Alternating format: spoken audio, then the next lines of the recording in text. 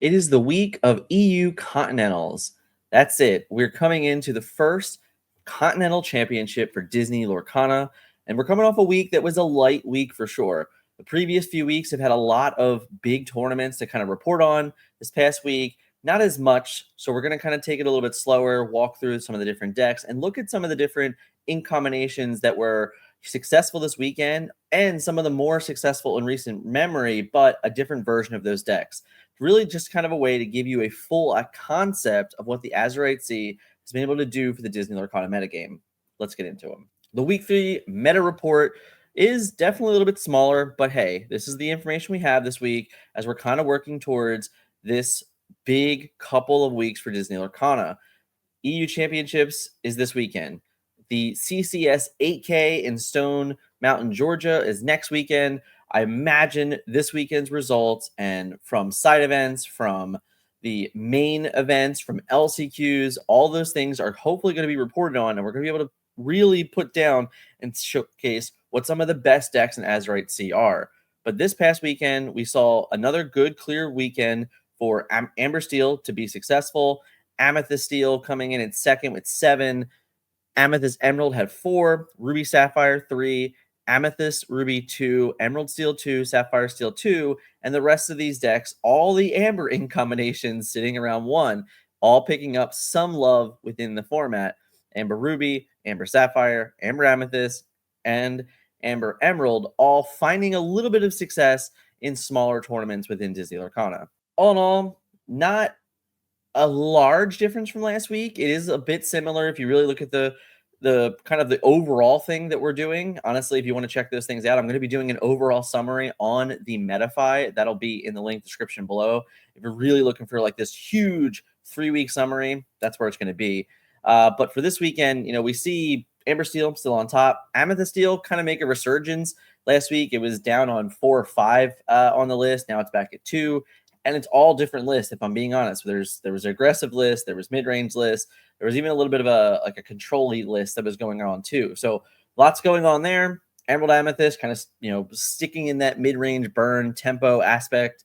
Ruby Sapphire kind of more in the same. There are some, we're going to look at a list that's a slightly different, which I thought was interesting. Ruby Amethyst sticking in there. Emerald Steel still sticking around, but not dominant. We're going to talk about that at the end as well. So all in all, I think it was a pretty slow week for Disney Lorcana, but still lots to kind of talk about. Let's look at some of these deck lists that were successful from this past weekend. Let's start with the 37-player Amber Ruby top 8 deck played by Jacob. So here we are having an Amber Ruby Mufasa deck, something we keep seeing over and over again, but this list does have a couple new cards that maybe we're not all familiar with. It has the 6-cost uninkable, 5 strength, 5 willpower Goofy that also has evasive and rush along with 1 lore. This is a pretty interesting card for the metagame. It has a really nice way of removing Elsas, removing Genies, of course, removing all the other nonsensical evasive problems. If they allow you to get to that point, you can remove Tinkerbells and Minnie Mouses and things like that if they're still kind of just lingering around throughout the game. Nice little different way to do that. Not the worst card to flip off of Mufasa either. Having a 5/5 evasive in play kind of gets around some of those combat tricks, which I think is pretty notable. Lilo making an appearance here, which makes perfect sense. This deck needed reach. Lilu does give this reach, and what I mean by reach is kind of ways to pressure the game to win the game in the later stages and not be so reliant on Mufasa triggers. This is a way to continuously bring back another character for a very cheap way and utilize that 2 lore when necessary. This also has the set championship Scar. This is a card that I am really not crazy about at all. 5 cost, uninkable, 4 strength, 2 willpower, with 3 lore, which is nice, but it also has the Teeth of Ambitions ability on it where you can do 2 damage to something and then do 2 damage to an opposing character. Flipping it off Mufasa might be okay. Maybe it's a way to kind of finish off the character and things like that, but I'm not particularly crazy about that card whatsoever. Seeing Revive in here is very nice. That's a card that I really felt was going to be a little bit better in the Shimmering Skies metagame, and there wasn't a home for it. This is definitely finding a place for it, which I love. And of course, the Judy Hopps. So the Judy Hopps is a 6-cost, 3 strength, 6 willpower, 2 lore with support. And at the end of your turn, you may ready another chosen character of yours. So this is another way to kind of like do stuff with Mufasa again. But it's also just, hey, it's a 3/6, 2 lore, it's notable things. Support is not, shouldn't be looked over in this format. There is a lot of more challenging going on in the format, which I think is great, which is also why you see Lumiere kind of lingering in this deck list as well. All in all, I think this is the crazy toolbox deck list here. Lots and lots of options to flip off Mufasa. Lots of different ways to kind of keep your opponent guessing. We have World's Greatest Criminal Mind. We have another Teeth and Ambitions. We have the Minnie Mouse with World's Greatest Criminal Mind text. So there's a lot of removal built into this, Amber Ruby Mufasa style deck. So definitely a bit different than what we're used to seeing. But I believe it's kind of probably going to play the same in most cases. Just gives you a little bit more options off of your flips and kind of just off the top of your deck when you're doing things. Now let's take a look at another Amethyst Steel. This was a second place finish in a 37-player event in Berlin. The key differences of this list that we're not always used to seeing is Bell. Bell being a 5-cost inkable, 4 strength, 4 willpower, 2 lore with shift, which is irrelevant. There are no bells to shift on in this deck. This is not Emerald. We don't have morphs or things like that. But it also has this ability of when it comes into play, you may move damage up to 3 damage from one of your characters to an opposing character. So with that, you're able to come in, you're able to heal your Smees for 2, you're able to heal your crabs, your genies and things like that. So in this particular list, the only real card we want to be probably belling is Elsa.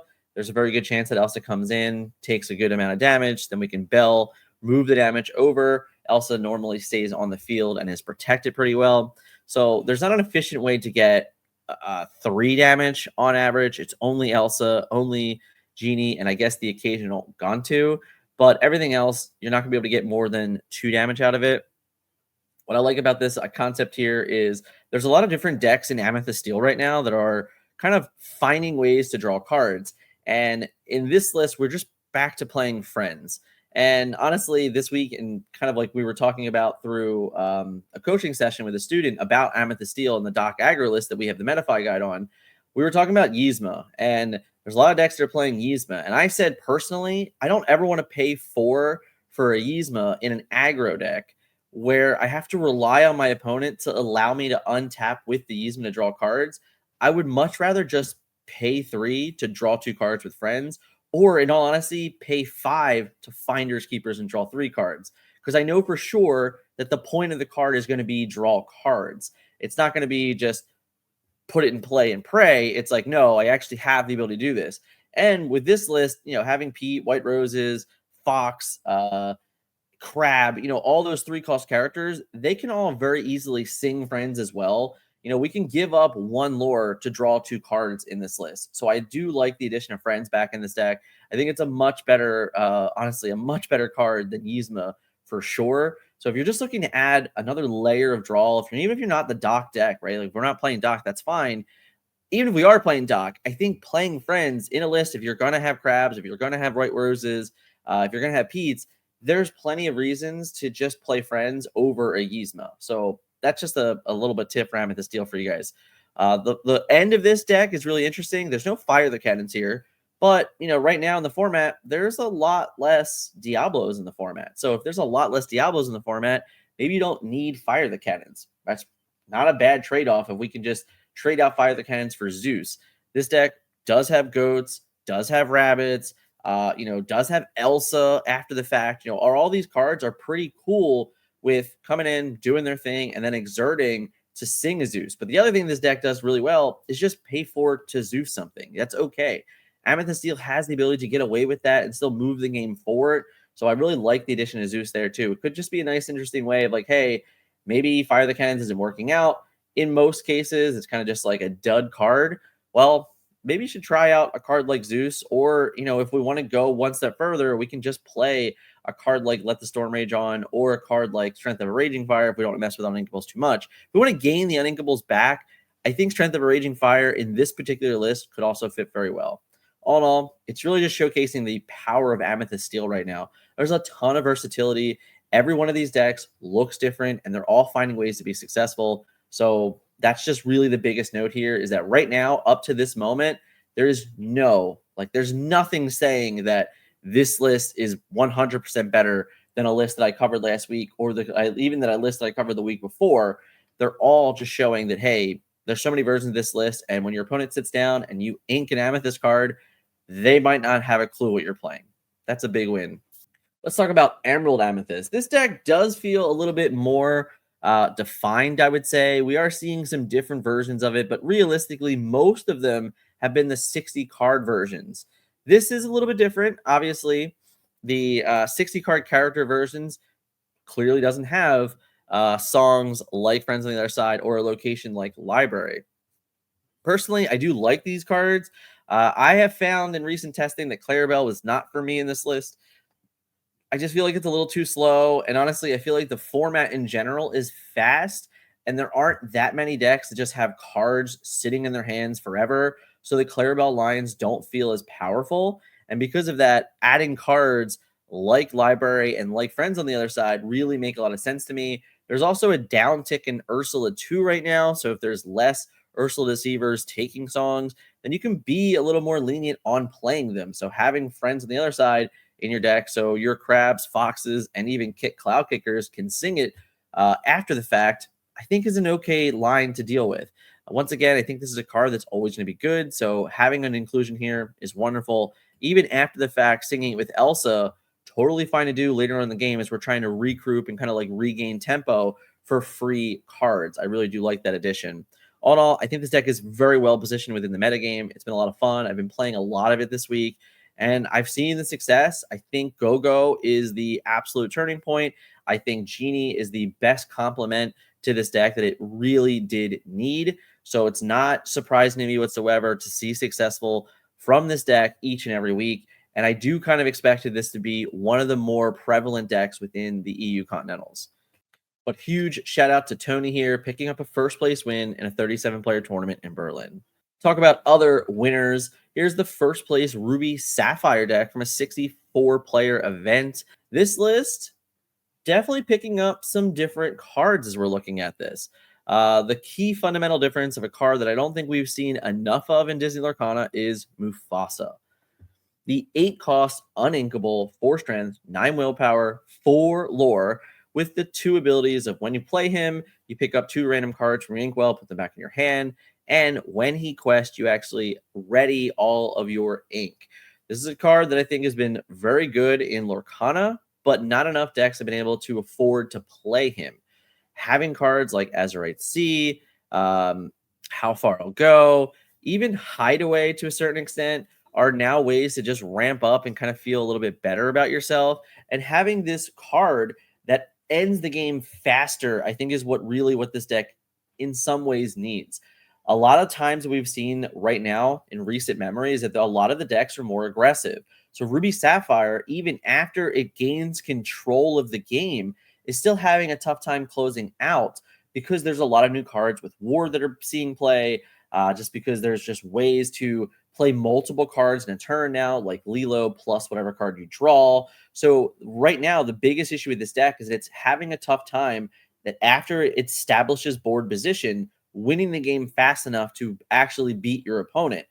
The addition of Mufasa 100% just increases that clock, but it also gives you the ability to play multiple answers to characters, which I think is very important. If you need, a turn where you have to play Medusa and Maleficent in order to stay in the game, well, the best way to do that is by questing for 4 and readying all your ink after you play a Maleficent.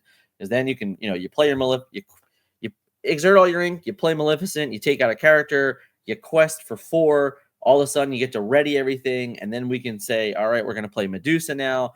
Maybe we're going to visions, try and find Medusa. Maybe we're going to develop your brain, all of those things. I think it gives a lot of ways to utilize that, even if it's a world where we have to play Maleficent, ready everything, and then play a Vitalis Spear, give something rush, all those ways to interact. I think there's a lot of things going on here, and I do really like the addition of Mufasa. Huge shout out here to another first place winner. I want to quick pitch the growing Metafy here. It's been really good. 157 followers, 19 supporters.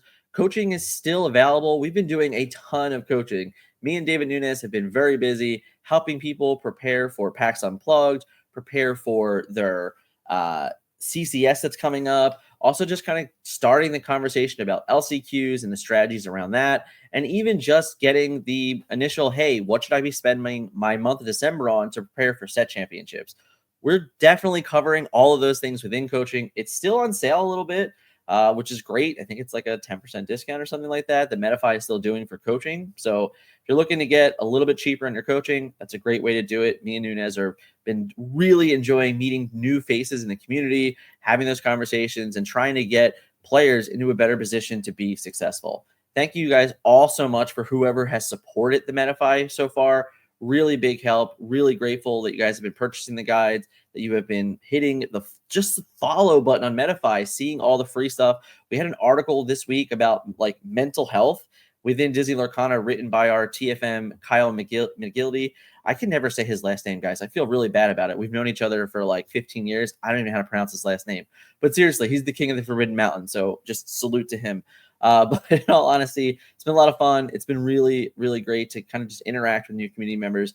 Even if you don't want to support or group coaching, if you go and you just follow there, you're going to see all the free stuff that we put on there. We're putting a lot of free content out there as well. It's another additional way to follow TFM content and getting a little bit more of Team TFM as well. Colby Jerish, Kyle, David Nunes, Dick Burns, Scott Lannis has finance things on there. So like it's just the way to keep up with different members of the team and where their heads are at and things like that. So definitely go check that out for me. And seriously, big thumbs up for anyone that has already done it. If you have already done it, hit a like button on this video for me too. Let's get in the Morse deck list. Oh, let's talk about a spicy one. So I know this one does break my rules a little bit. If you guys remember, normally when I cover the meta report, I'm only covering tournaments of 30 players or more.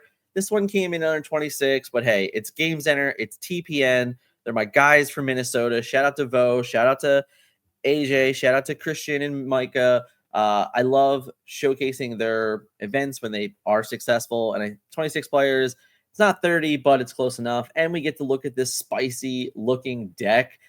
This was a top 4 finish. And there's some cards in here that I really, really like. First and foremost, I am willing to bet that is the wrong Alice that is added to this list. I should have already mentioned that. But hey, I think this is an Alice deck. We're talking about the 3-cost, 1/4 uninkable with 2 lore and 2 different abilities of the idea of when she quests, she gets to buff stuff and give them ward and give them additional lore, and she has ward herself. So I think we get the wrong Alice on there, and that's okay. Not a big deal. But this list, there has been some version of this list in the Cross Continentals.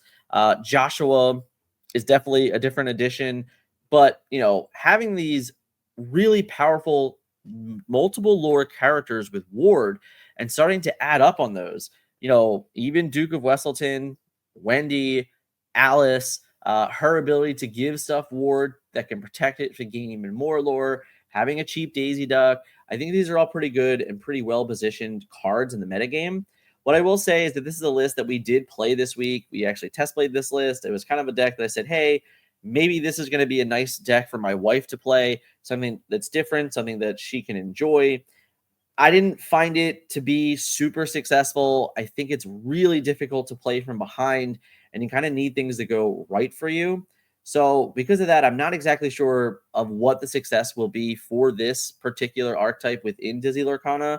I do think that the more bigger versions of this, like playing Stitch Surfer and things like that, probably have a better chance of being successful. But what I can say for sure is that Alice and Wendy are very, very powerful, very, very good cards.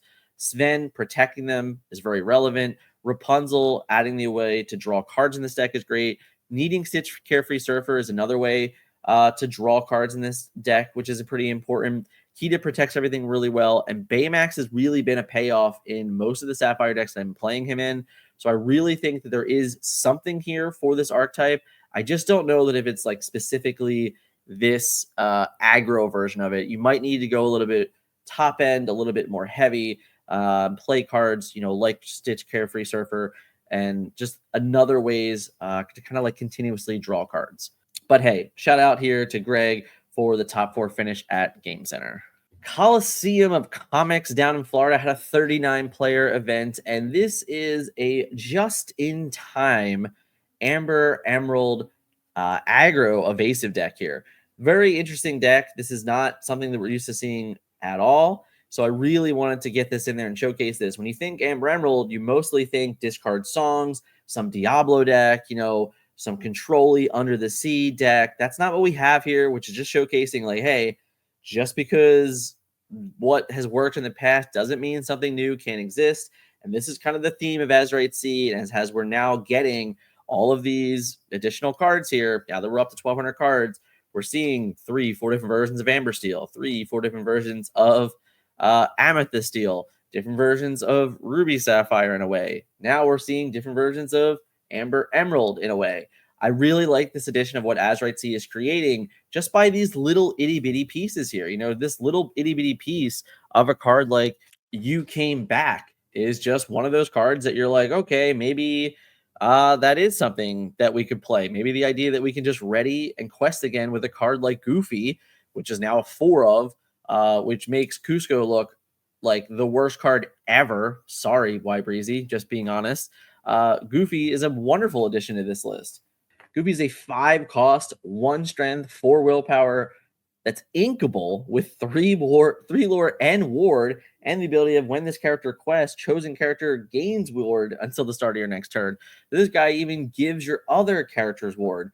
So if you can just in time this character on turn 3 and just put a 1/4 with ward in the play, that now for the next turn, whatever you put into play also is going to gain ward.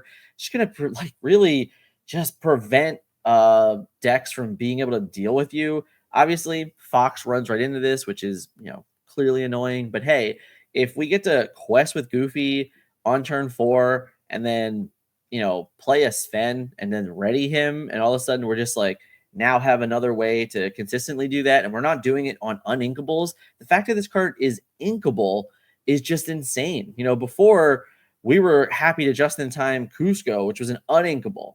No, now we're just going to be doing it on inkables, which I think is great. Having that, having Don, having Pegasus, even Cricky, like all these cards that we can get into play early with just in time that have 3 lore or better is really powerful. Being able to end the game efficiently with a card like Lilo, I think is really important too. I think this deck has something going for it if you're really into the more aggressive styles. Obviously, again, our biggest problem with this list is that we only have Rapunzel as draw. So you might need to find a way to add an additional draw to this deck to keep up consistency.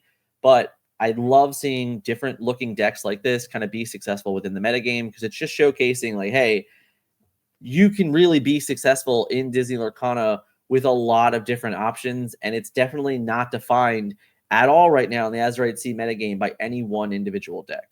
Speaking of different ways to play, this is a deck that was, pretty successful in Seattle, but we gained some new tools in the form of Calhoun. You look at this list at start, you're like, what the hell is going on here? There are 24 locations in it. That's crazy. And I would agree with you. This is a deck that I think is very unconventional, but it's already been proven success over the existence of the last few months. And now having a card like Calhoun is really great for it.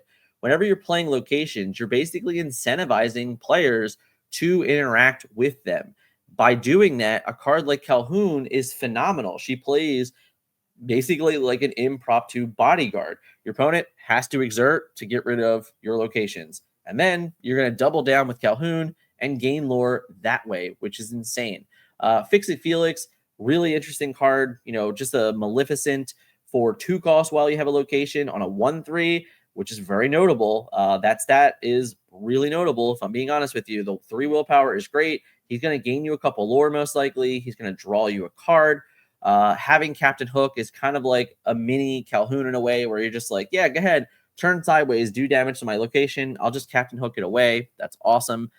John Silver, it's hard to say that John Silver is a truly playable card within Disney Lorcana, but there are games where this deck snowballs very hard, and a card like John Silver just reads, you lose the game because you probably can't deal damage with this. And aside from Medusa, or aside from an Ice Block and a Maleficent, or Ice Block plus Sisu, or Ice Block plus Brawl, or Maleficent, like all the Ruby cards interact with John Silver very well. But outside of that, there are not a great ways to deal with him. So if you end up having 2, 3 locations in play and you slam down a John Silver, your opponent's like, oh, that's not good for me.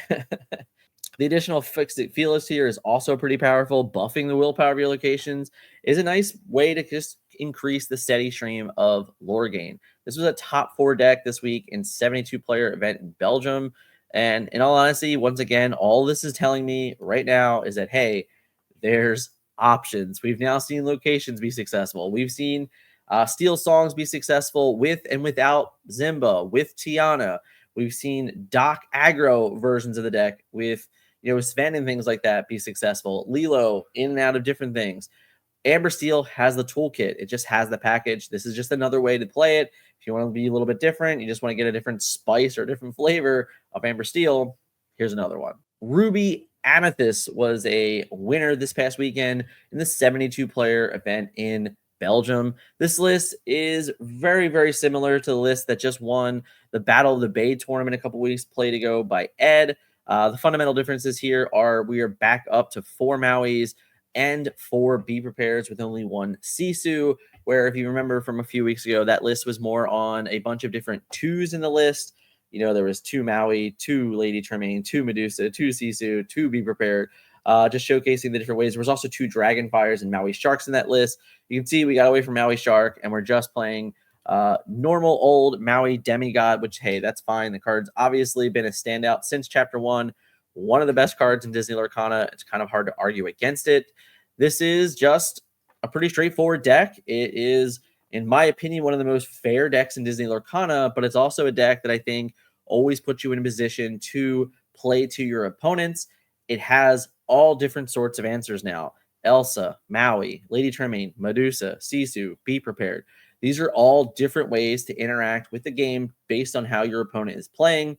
And I think that that is a pretty good place to be for certain players that like that play style. Because of that, the deck still remains consistent, still remains in place to win games and win tournaments in Disney Lorcana. Let's talk about Emerald Steel. This is a list that, in all honesty, is pretty goddamn close to the list that won DLC Seattle by our friend Wonderland.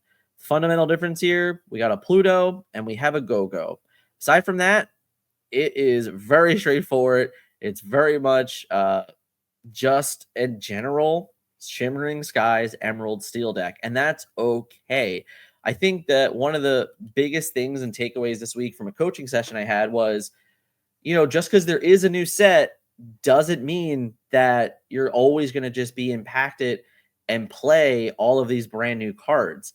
If a deck is already successful, like this one, it doesn't probably need, 4 Plutos. It probably doesn't need 4 Go-Gos. It probably doesn't need 4 Calhoun. Like all these cards that we're seeing added to this list, yeah, they're good cards, but the real truth is that this deck was already good. It was already the best deck in Disney Lorcana last set. It won multiple DLCs. It won multiple tournaments of 500 players or more.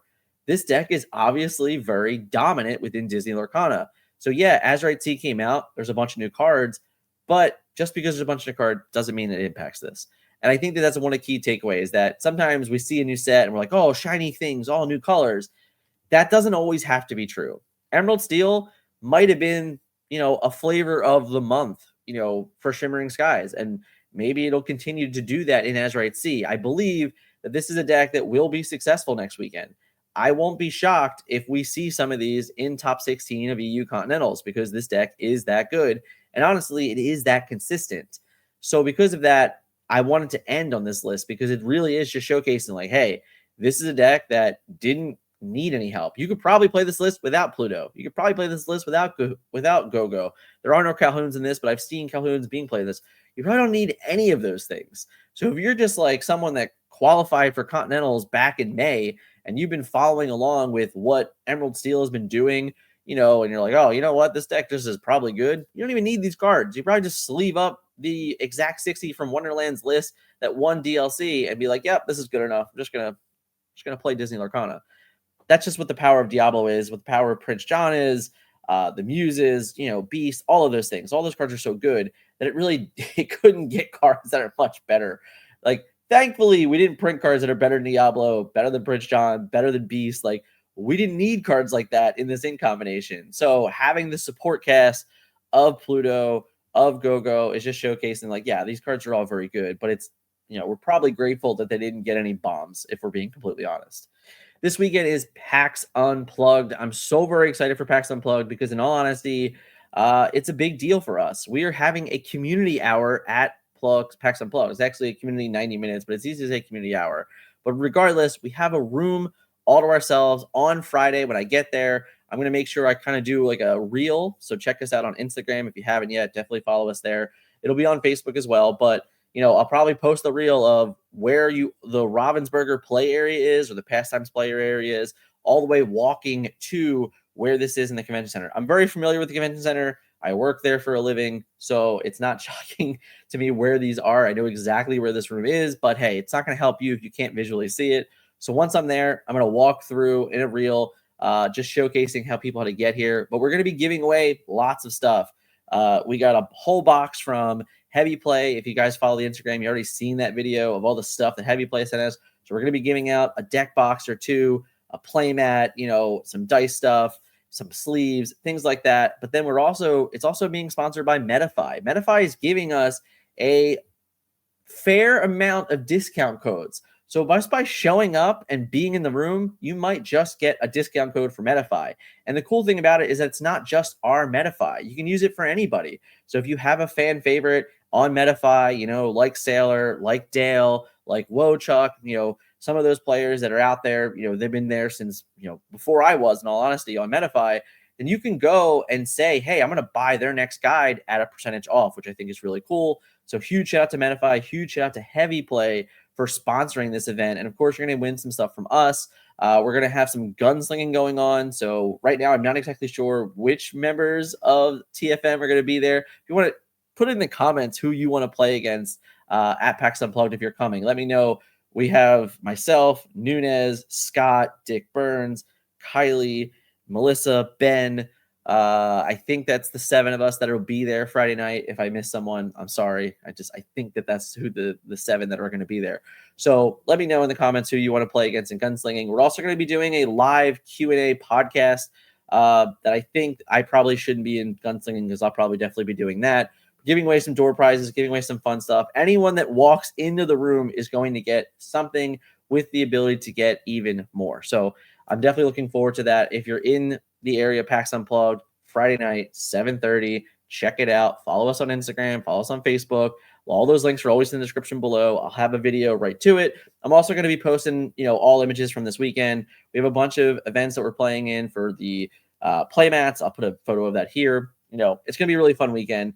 Really looking forward to seeing some of the team as we kind of spend this weekend as a testing weekend to prepare for CCS next week. So definitely, if you're in PAX Unplugged this weekend, hit me up in the comments. Let me know you're going to be there, and definitely let me know who you want to gunsling against.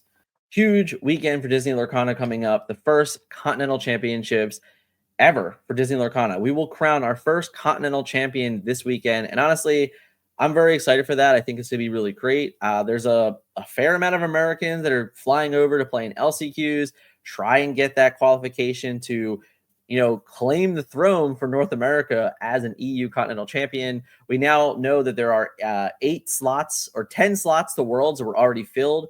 Any DLC champion has been confirmed that, hey, if you want a DLC, you now automatically are invited to Worlds. So 10 invites. Huge shout out to those guys.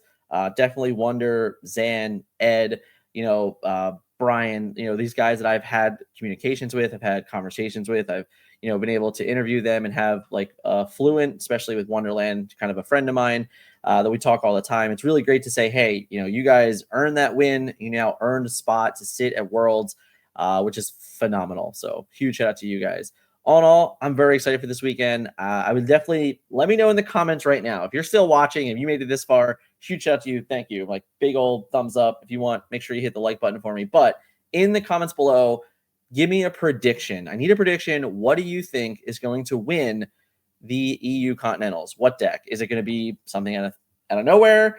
Is it going to be boring old Emerald Steel? Is it going to be boring old Ruby Amethyst? Like, what do you guys think is going to win Continentals? I want to know in the comments. Thank you guys so much for watching today. I'm looking very much forward to this weekend. A lot of social media stuff will be out there. We're going to be posting pictures all weekend. If you are not following us on Instagram, you should definitely be. I guarantee you there'll be silly and dumb things that Dick Burns probably does. I'll probably do some stupid stuff. It's just going to be a lot of fun to follow us along this weekend. I'm very excited. PAX Unplugged is near and dear to my heart. It's my favorite convention of the year. It's in my hometown of Philadelphia. I am so excited to be a part of it this year, to have that community hour, to give away to the community that shows up. And I'm really excited for it. Thank you guys so much again for watching today, and we will catch you in the next one.